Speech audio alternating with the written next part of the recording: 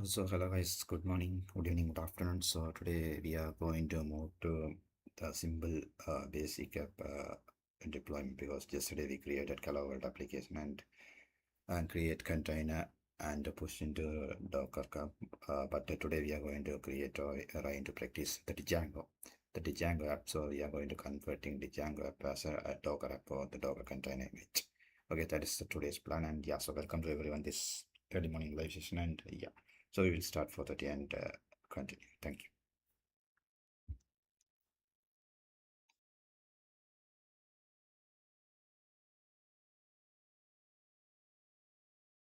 So today is day 25 of our complete DevOps course, and in this class, we will deploy our first Django web application as a Docker container.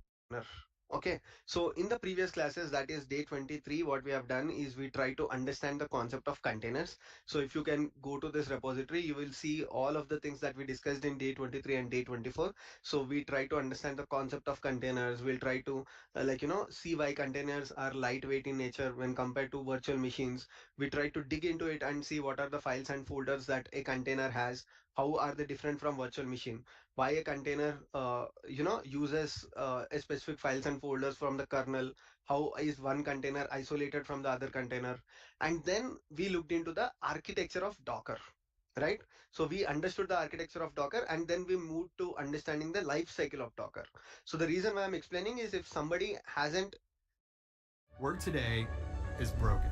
Every day, people juggle so many different tools just to seen the previous videos, then definitely go and watch those videos, because those videos are your stepping stones, or or the things that you have to follow before you jump onto containerizing a web application or containerizing a Django application. So because this application is going to be slightly heavy when compared, or slightly tricky when compared to deploying your first hello world application or just a, CLI application. And then we try to understand the terminology. What is a Docker daemon, what is Docker desktop, what is Docker registry, all of these things, right? And finally we installed this Docker on a EC2 instance, and we also saw what are the permissions issue that a user can get once they install Docker, and finally we ran a Docker CLI application. Okay, so these are the things that we have done till now. And today's class, as I promise you, I have written a Django application. Okay, so this is a Django application that I have written, and this is a very basic application. Like basic in the sense is there is no difference. Like for example, if you have an idea of how to containerize a web application, then it will not be any different than containerizing a web application that has three flows or two flows. So this is a single page web application. So even if it is of 2 pages or 3 pages, as a DevOps engineer, you will not worry about it. Okay. So probably if it has 2 pages, then there will be a redirect, or there will be a form action which takes your response. And once a user submits his form action, then it will be taken care by your backend, or it will be taken care by your another view which executes certain actions. And again, you will see one more HTML page, or you render one more template. But this is about the process that developer does in the background. As a DevOps engineer, you should have idea on how to containerize a Django application. So now the common question that people get here is, many people also ask this question in the comment section. So I explained them that I'll make sure to answer your question during this video. And this is the question that I'll make sure to answer your question during this video. And this is the question that, do I need to have programming experience? So to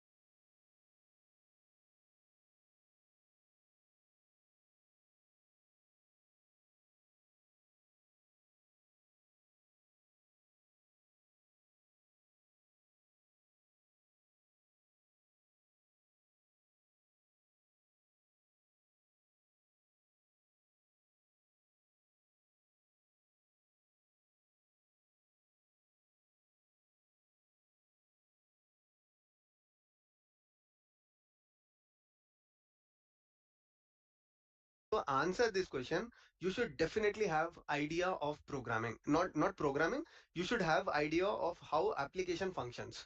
Okay, or how to basically write a skeleton of an application at least. So in this case, I wrote this entire Django application, but it is not required. Like I'm not saying that every DevOps engineer should have knowledge of writing a Django application, but at least when you are seeing this application, for example here, you should understand what this application is doing. Okay, where this application is getting the requirements from, where this application is talking from one service to the another service, because that is how you will be able to containerize these applications. Without that knowledge, you will not be able to containerize. Like for example, if you are looking at this application and you are aware of Django, so by looking at it, you will directly say that, okay, so there is one application inside this, or there is only one microservice inside this Django entire project. And here you have defined the configurations for your entire project inside the settings.py. And finally, you wrote the Python code in the views.py, which is executed against the rendering the templates.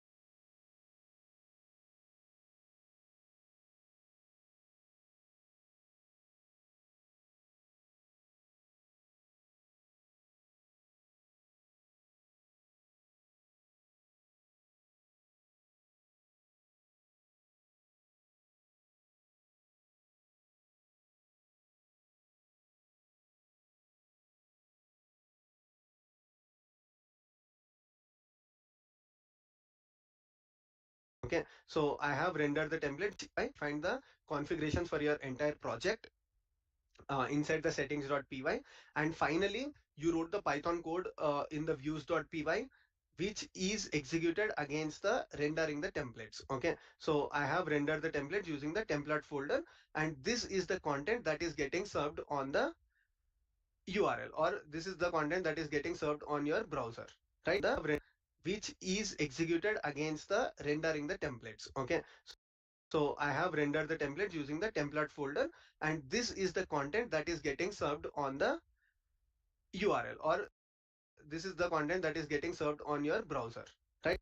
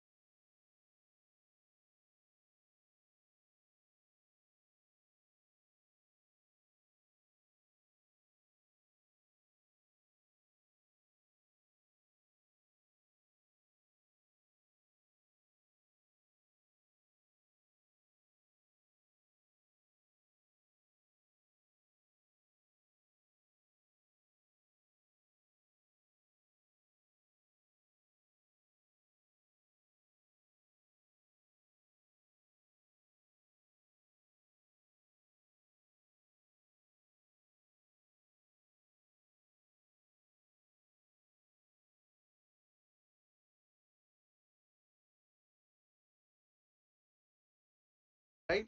So this is the understanding that you need to have. Don't worry, that is getting served on the URL, or this is the content that is getting served on your browser, right? So this is the understanding that you need to have. Don't worry if you don't have it at this point of time.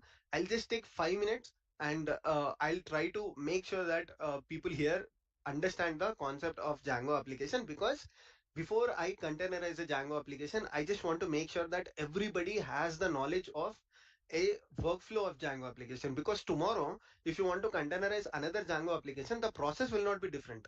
So the number of steps that we are doing, sorry, the skeleton of steps or the flow of the steps that we are doing will definitely be the same. Only thing is you'll probably install more packages for an application. Probably you might change the entry point, you might change the CMD, but like I tell you, the skeleton or the flow of steps that you are going to do will be the same. So that's why let me just take 5 minutes here and explain you the flow of Django application.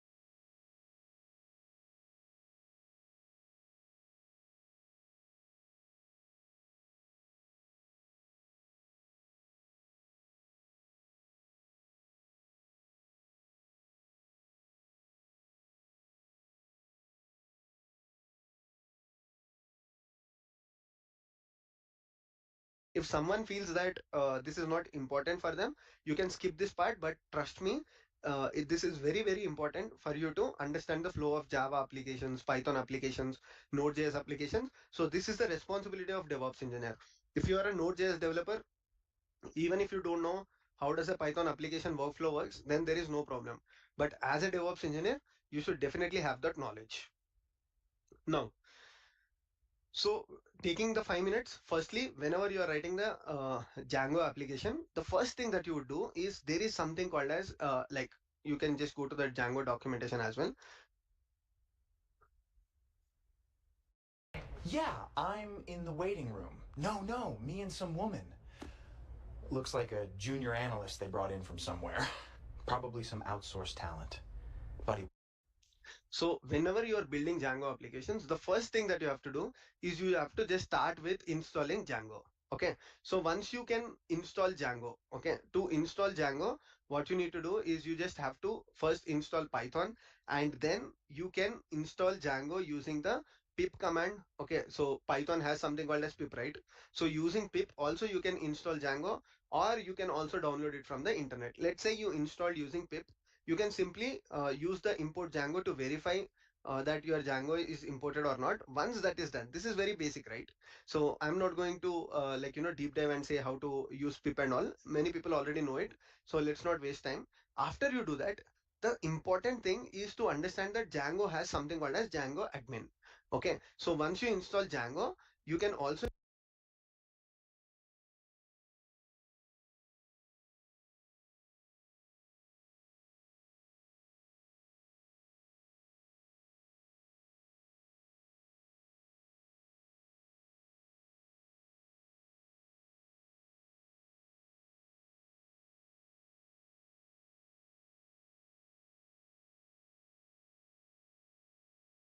install this Django at next time.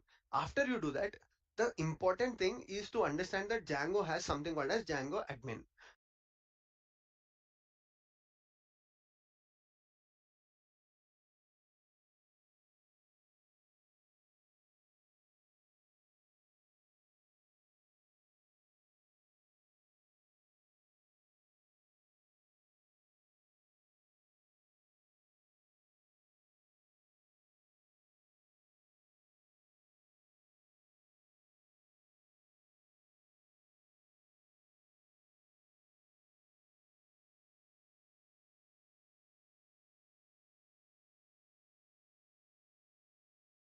Okay, so once you install Django, you can also install this Django admin using pip. Just say pip install Django, and probably the other command that you would install is pip install Django admin, I believe. I don't remember the package name exactly, but I can show you that in the Docker file. So once you have that, so Django admin is very similar to your Ansible Galaxy. What Ansible Galaxy does?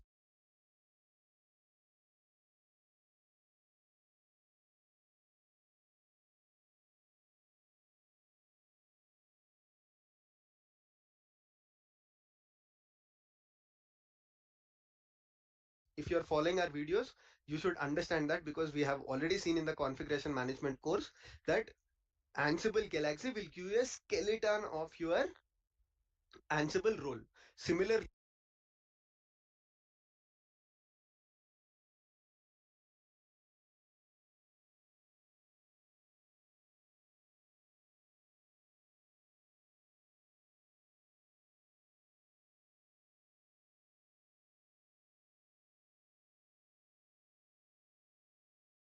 whenever you are trying to build a project or whenever you are trying to write a microservice with Django, so Django admin can be used to create the skeleton.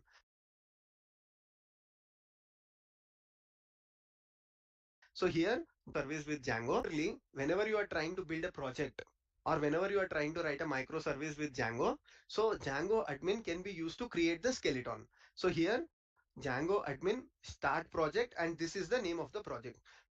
But in my case, what I have done is the name of the project, that project Django admin can be used to create the skeleton. So here, Django admin start project, and this is the name of the project. But in my case, what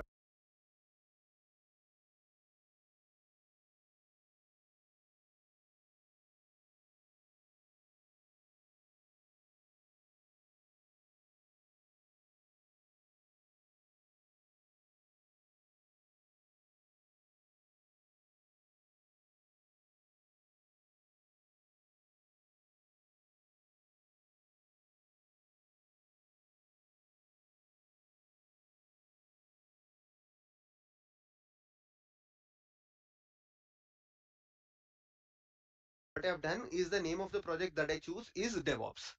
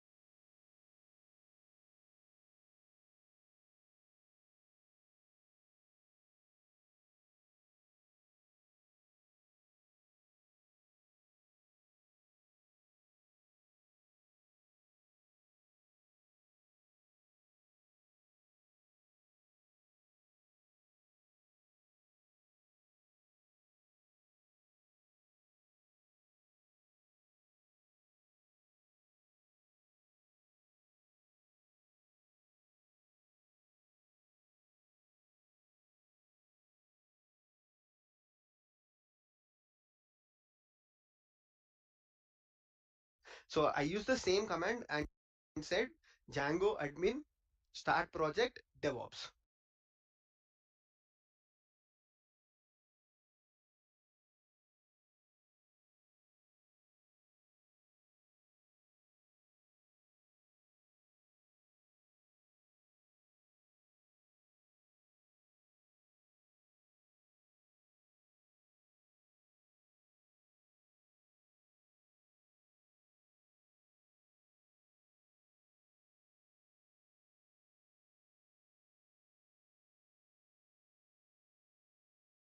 So that has created a skeleton for me.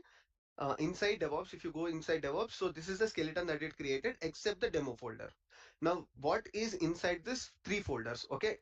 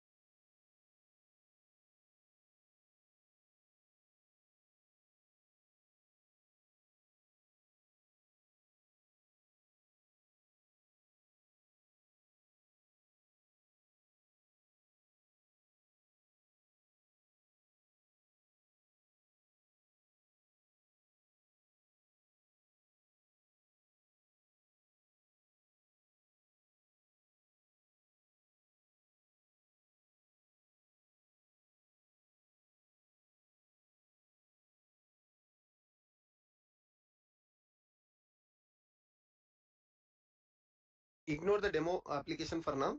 I'll tell you what is inside demo. So till now, once you use the start project, it created a project for you. And inside the project, there is nothing related to your applications. So this is only your overall project configuration. Okay. So for example, if you go inside this DevOps, okay, see, these are all your project configuration.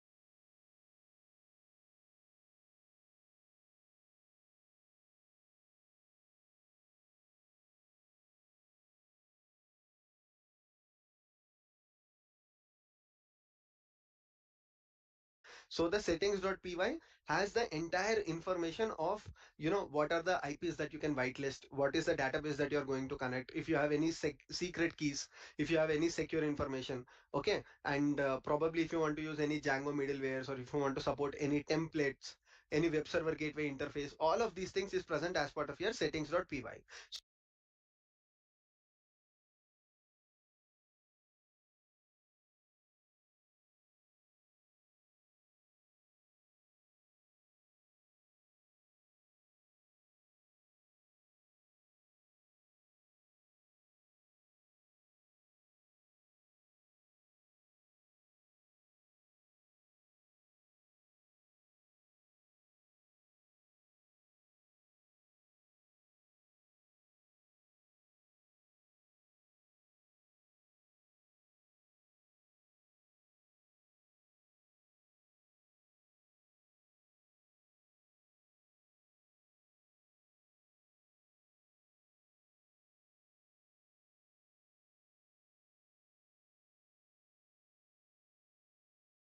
So you can understand settings.py as a settings Python file.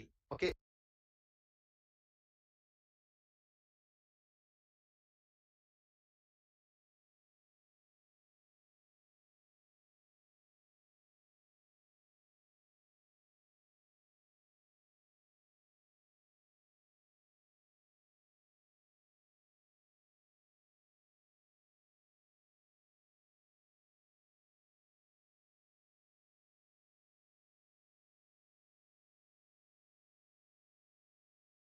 So it will set the entire configurations for your Django application. Sorry, for your Django project, the overall project. Now, after that, you have urls.py,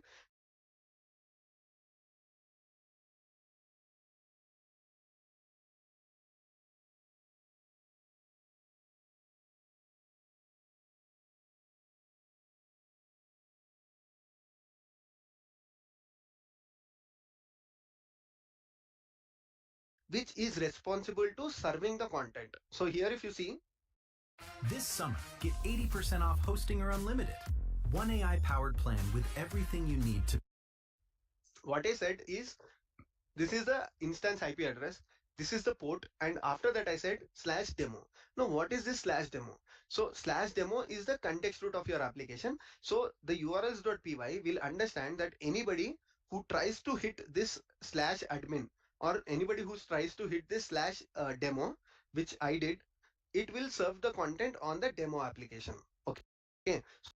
So now what is this demo application? So overall, using the Django project start, Django admin start project, you just created a project. There is no application that you have created. Okay. So you can understand that you have set a base for your application. After that, you have to create your applications. So to content project, so overall, using the Django project start, Django admin start project, you just created a project. There is no application that you have created. Okay. So you can understand that you have set a base for your application. After that, you have to create your applications. So to create your application, there is again one simple command that is called as Django admin start application. Okay.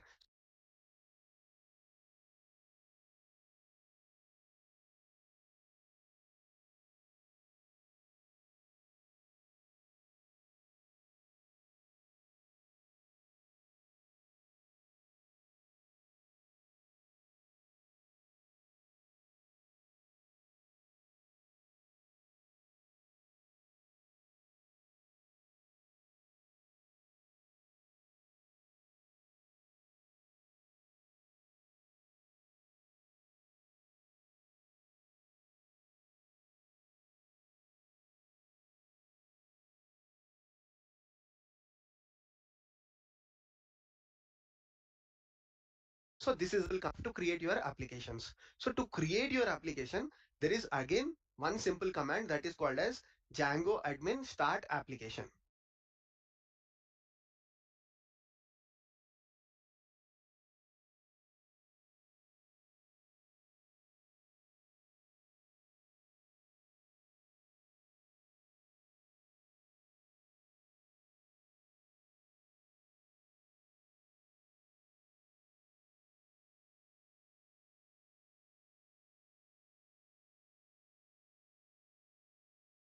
Okay, so this is the command Python manage.py start app followed by the name of the app that you want to give. Okay, so here in my case, I gave the name of the application as demo.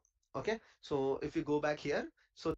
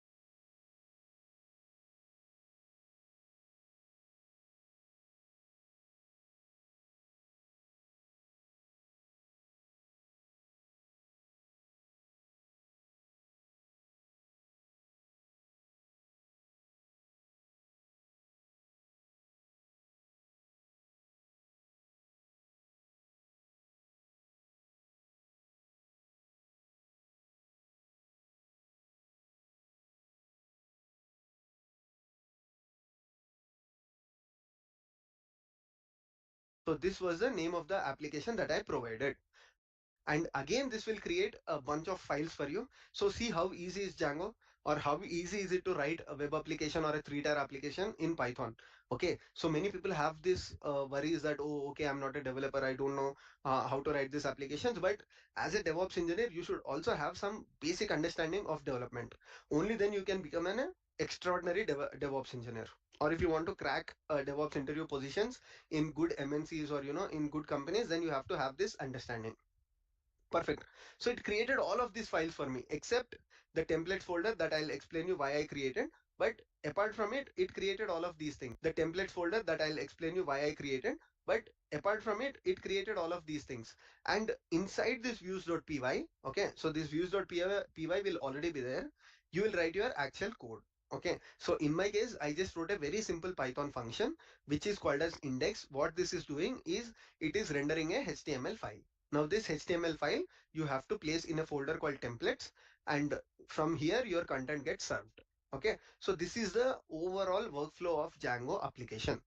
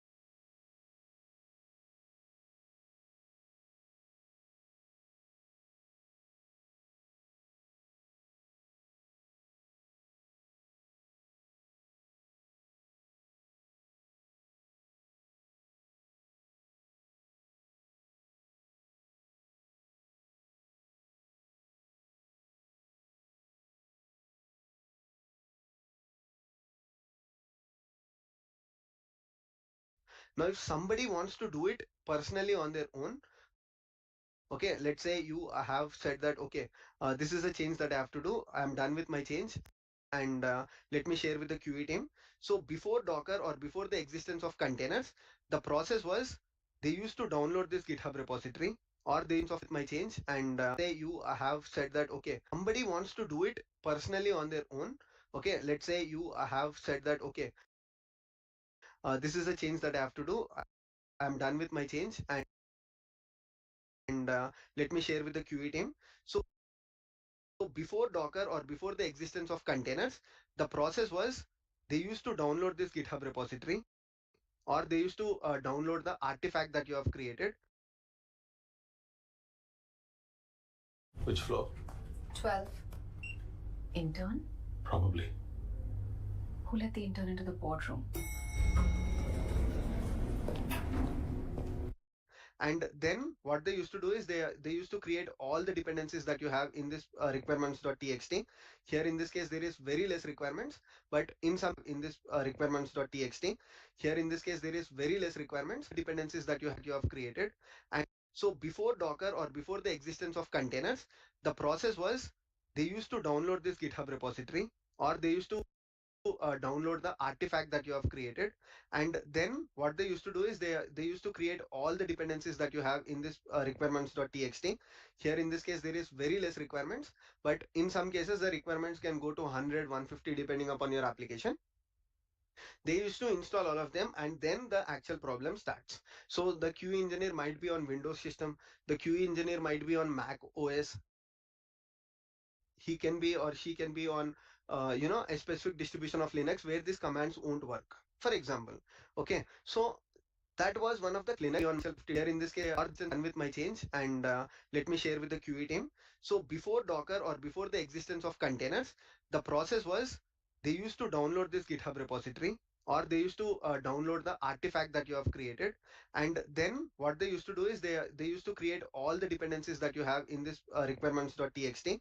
Here in this case there is very less requirements, but in some cases the requirements can go to 100, 150 depending upon your application.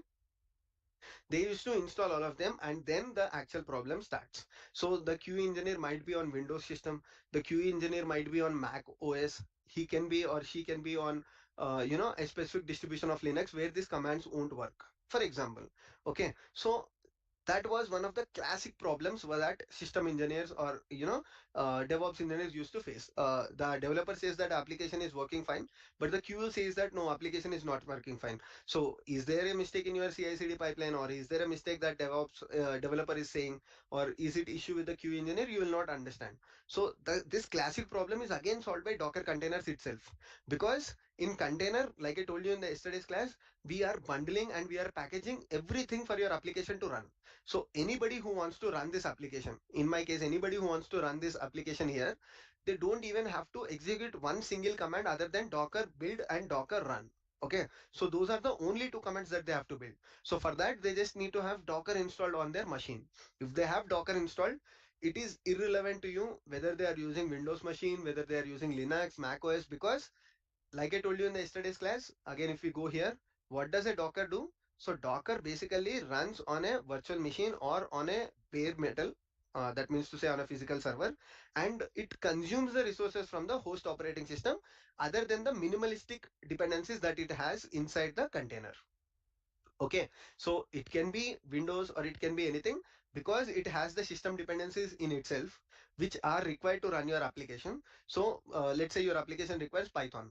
Let's say your application requires a specific pip module. So everything will be part of you as your container itself, along with the source code or the binary of your container. Sorry, of your application. Only if it requires some information, like it has to consume something from the kernel, if it has to do some system calls. So only that things it will do from the host operating system. Regarding remaining every other thing, it will do from the container itself. So that is one classic problem that the containers is solving. Now let's go and see the roles and responsibility of DevOps engineer here. Okay, so DevOps engineer will get a task called, okay, Abhishek, this is my Django application. Now I want to containerize this Django application.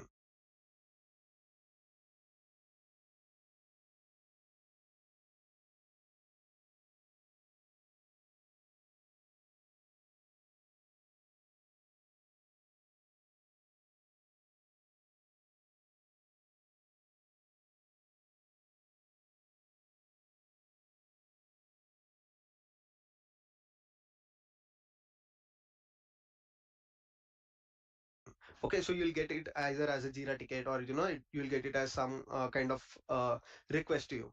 Now your responsibility will be to analyze this application. So if you're not good with programming, probably a couple of times you can sit with the developers and you can understand what is the workflow of your application.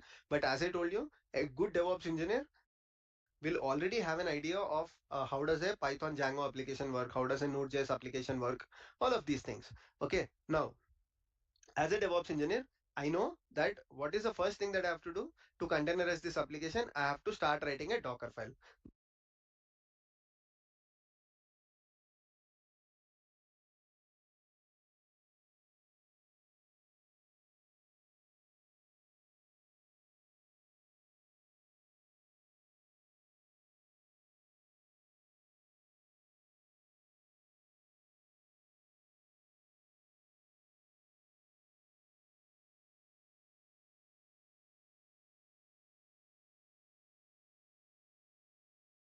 I know that what is the first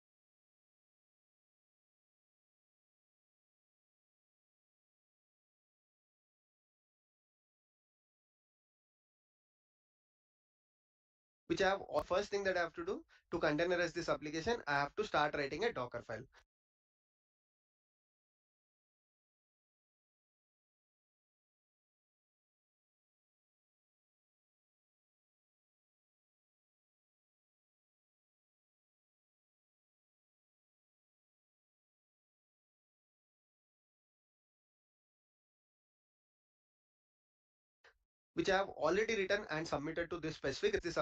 I have to start writing a Docker file, which I have already written and submitted to this specific repository.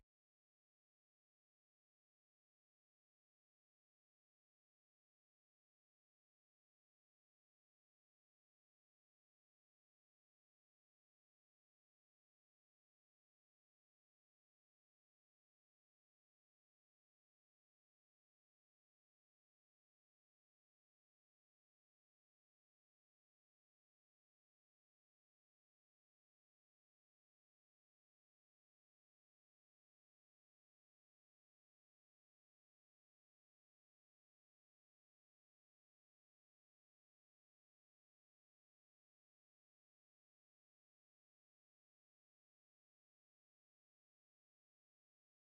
do to containerize this application. I have to start writing a Docker file, which I have already written and submitted to this specific repository.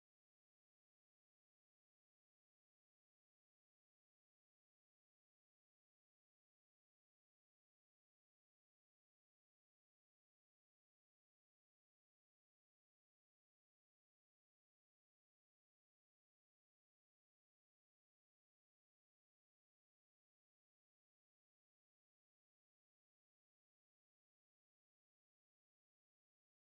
containerize this application. I have to start writing a Docker file, which I have already written and submitted to this specific repository.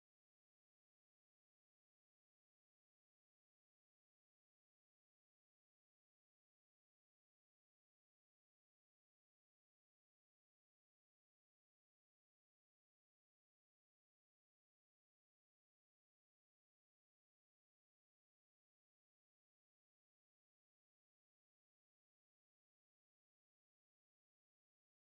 all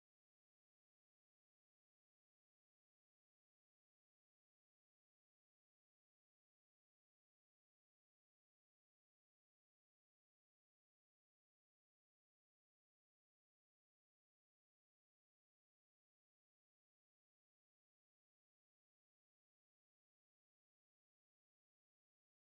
submitted to this specific repository. Okay, now so anybody who's using this repository, you don't have to worry.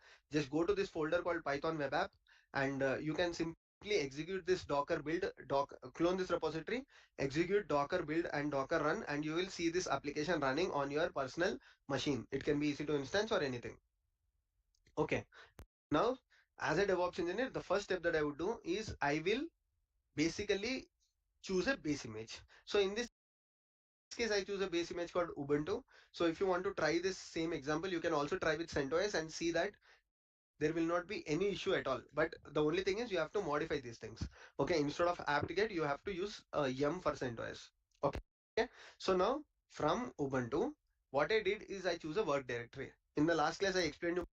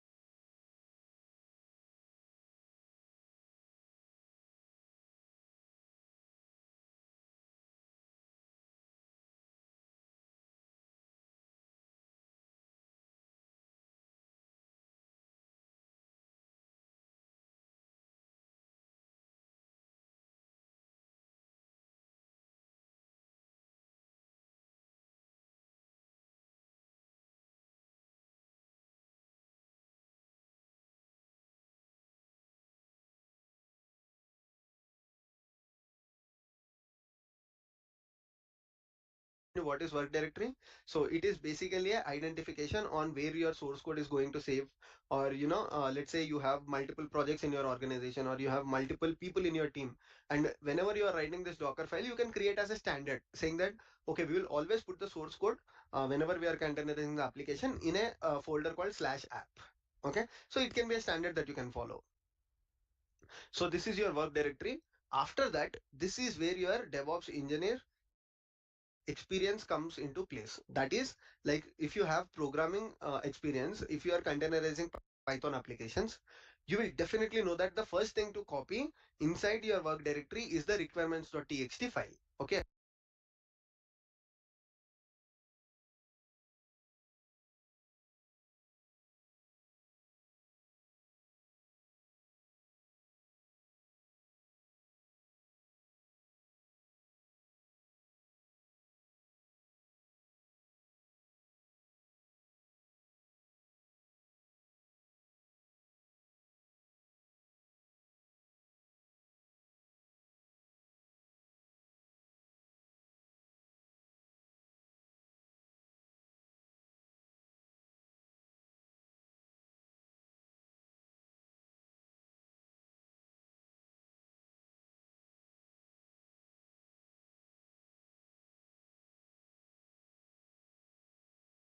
Because requirements.txt is the file where you have your Python dependencies. Okay, so the dependencies that are required to run your application, that is Django and tz data. So what I did is I copied the requirements.txt onto the working directory, and then I copied the source code itself, because you might have the dependencies, but the thing that you need to have is the source code itself. Using the source code and dependency, you will form a bundle, or you will form the binary of your application. මේ පුතා අලුත් විදියට හිතනවා. ඒ නිසයි එයාගේ මානසික සංවර්ධනයට උපකාරී වෙන යකඩ කැල්සියම් හා විටමින් අනෝන නව ලැක්ටෝග්‍රෝ ඇක්ටිව් ග්‍රෝ 4 දෙන්නේ.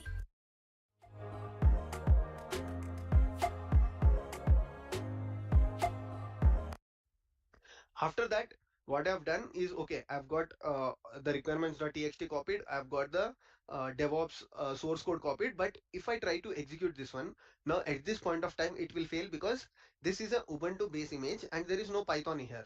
Okay, probably I could have chosen from Python. Then in such cases, you don't even have to install Python. But because we are going in a flow, and in yesterday's class also I explained you using Ubuntu, I thought I'll choose my base image as Ubuntu, and I have installed Python. Okay, so if it is a Python base image, you don't even have to install these things. Once I installed Python, so to download the dependencies, I just use pip install -r-r requirements.txt. So every configuration is done now. My application is good to use, and the final command that I have to know as a DevOps engineer is what should I put in the entry point, what should I put in the CMD. Now, this is -r-r requirements.txt. So every configuration is done now.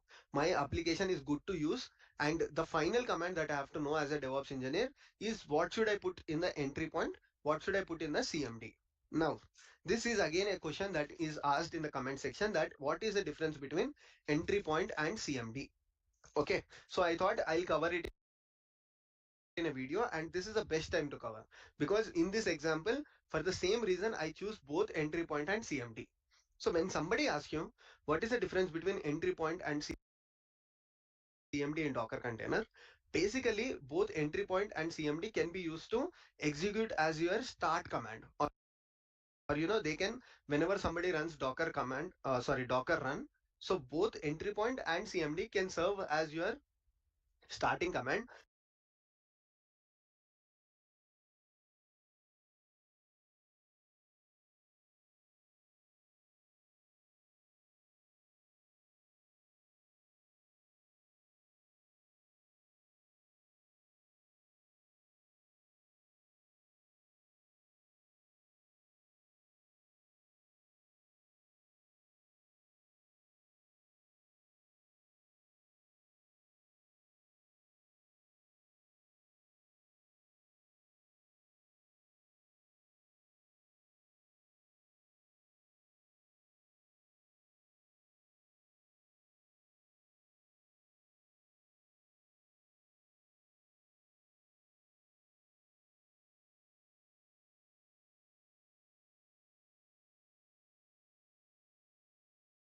but the only difference is entry point is something that you cannot change. Okay, so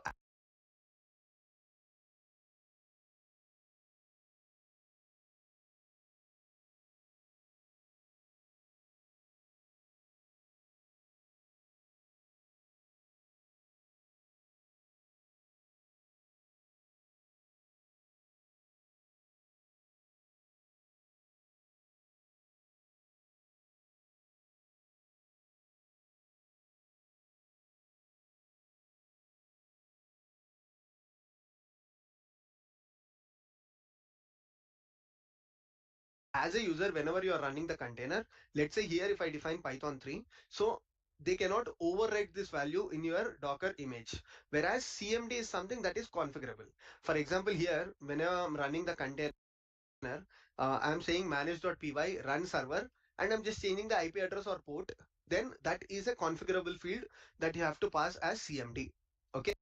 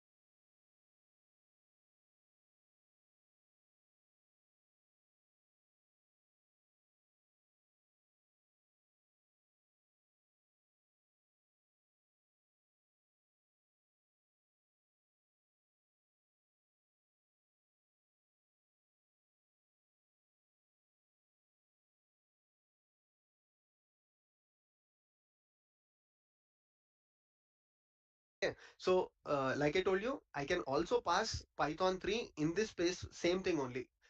So I can simply ignore entry point. I'll show you directly. Okay. So here I can also write it in this way. Instead of entry point, I can probably say Python 3. This is also fine.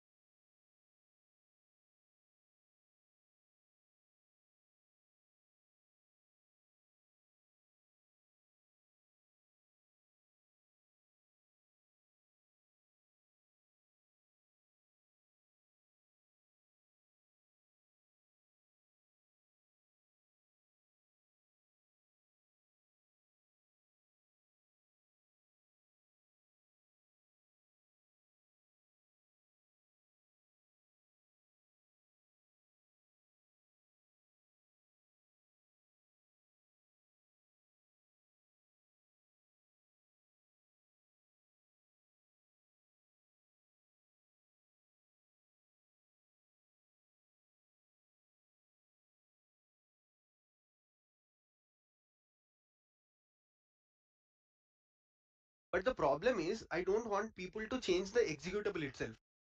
Okay, the only reason why I want my QE team, or why I want my customers or someone to configure this specific thing is probably, let's say, what if somebody has Thanks, everyone. See you next week. Okay, ClickUp. What did I just agree to in that meeting?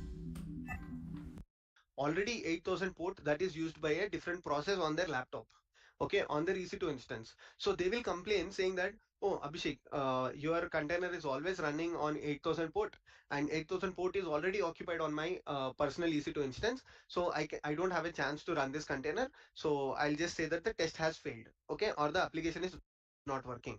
So for that reasons, what you have to do is you have to have your main executable in the entry point.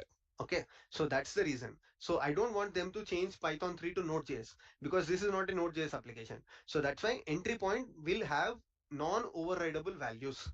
If it is a HTTP server, for example, you are providing here, so HTTP server, WebLogic or WebSphere or anything, so that will remain the same. The parameters that you are passing to their web server, or the parameters that you are passing for your executable, so here Python 3 will remain the same. And if they want to change anything here, instead of run server, probably they want to integrate with web server gateway interface, they want to pass more values, I'm okay with it. So I can put that in a configurable field, that is CMD. Let's say your application, you don't want users to change any of things here. Okay, so in such cases, what you will do is you will pass all of them as part of your entry point. Okay, so if I'm passing everything in entry point, that means if the port 8000 is occupied on their EC2 instance, there is no way your application is going to run unless, like I mean to say, you can pass hyphen f an point users to change, pass more values. I'm okay with it. So I can put that in a configurable field, that is CMD. Let's say your application, you don't want users to change any of things here.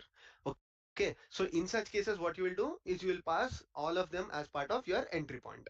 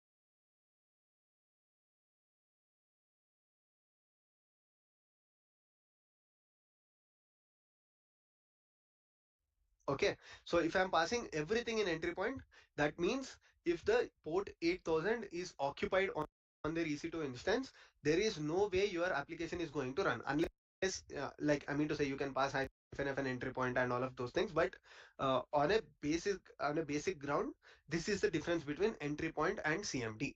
That is, whenever you want to pass an executable, so you can use the same approach for your Docker files as well, and this is a very good approach. Okay, so even you should start using this kind of things in your organization if you're not. Okay, so this is how you manage entry point and CMD. So I hope the person who has asked this question is very clear about the concept entry point and CMD. Okay, also we try to cover one more question that was asked in the comment section, that is programming important? So the answer to it is yes, programming is important, and you should have some basic understanding as a DevOps engineer how the application workflow starts. Now let's quickly clone this repository and see what we are going to do, because I want everybody to try this after this class. Okay, so people should start trying these things at their end, only then you get good knowledge or confidence of your containerization skills.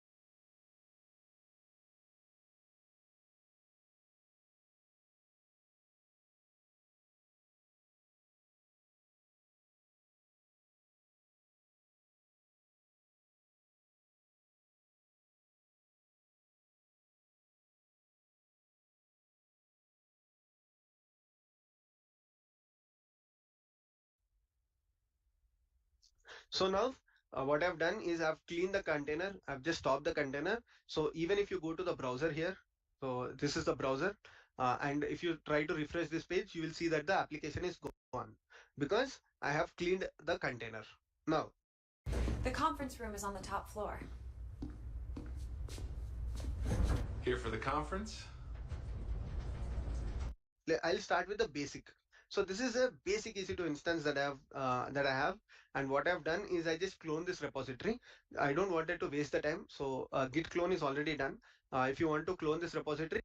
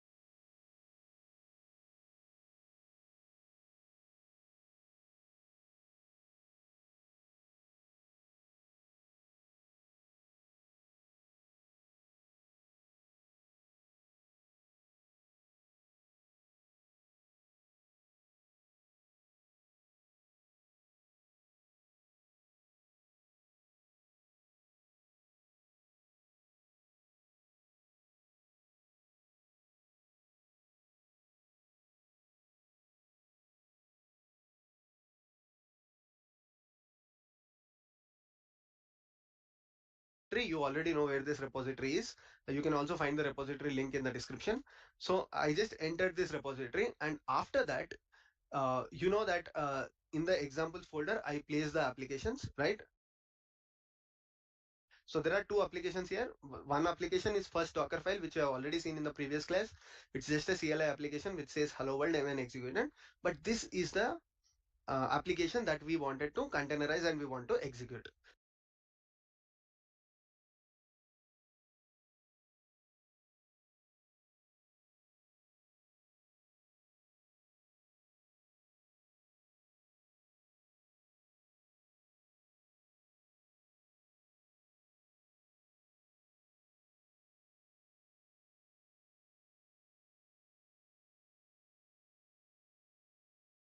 So let's go inside this. Okay, so I explained you what is inside Docker file. I explained you what is inside source code. Explained you what is inside requirements.txt. Now, why do you have to delay? Just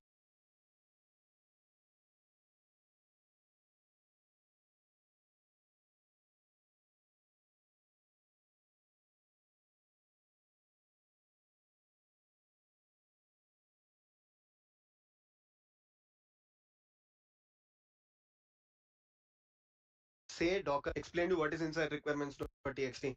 Now, why do you have to delay? Just say Docker build dot.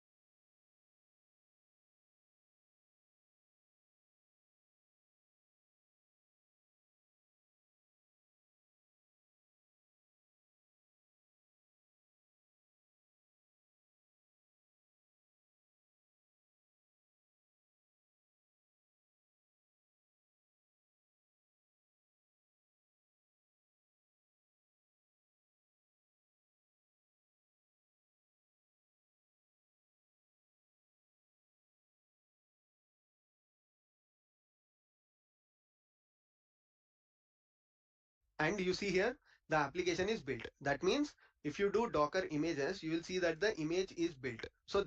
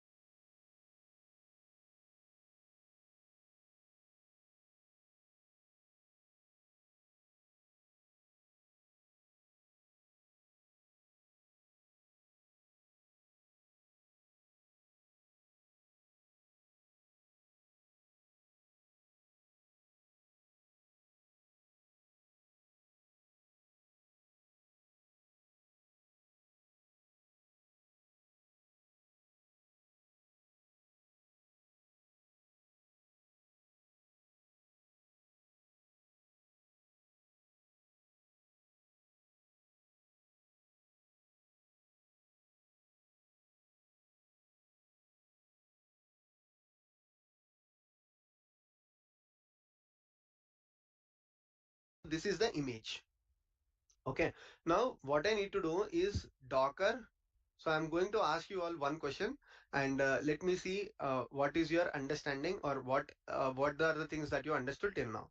So Docker run. What I'm going to do is I'm going to run a interactive mode. I'm saying Docker run minus IT. That is to run this terminal container interactively, followed by enter. Okay. Now, is this application going to run or not? Okay, so if I refresh this application will not run.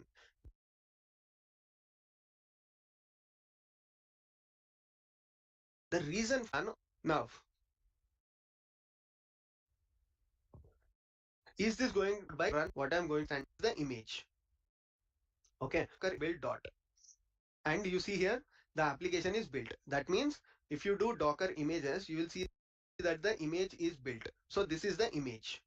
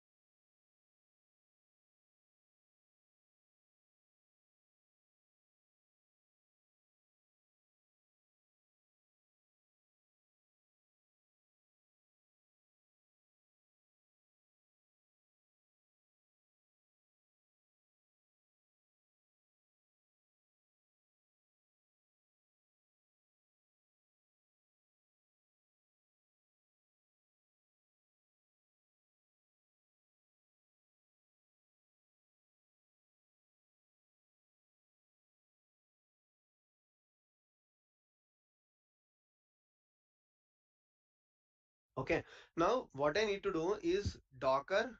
So I'm going to ask you all one question, and let me see what is your understanding, or what are the things that you understood till now.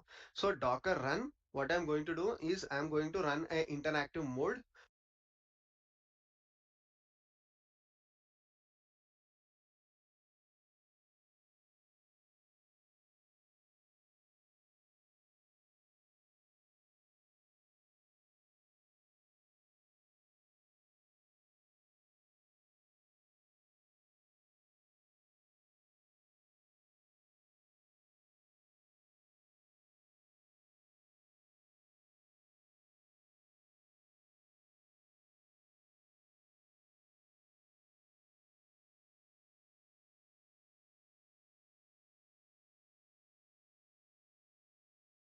I am saying Docker run minus IT.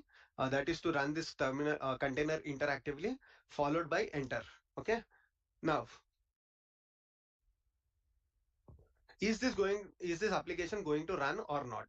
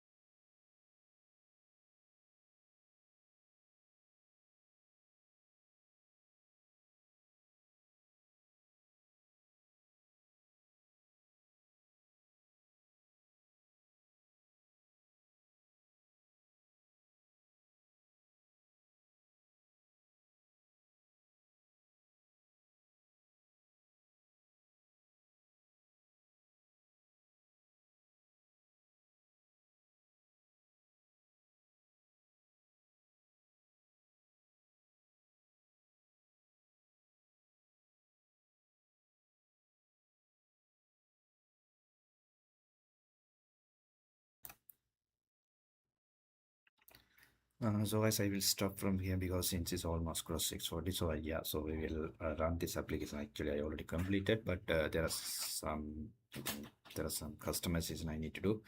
Yeah, so we will continue tomorrow morning, and yeah, so thank you so much, those who have joined.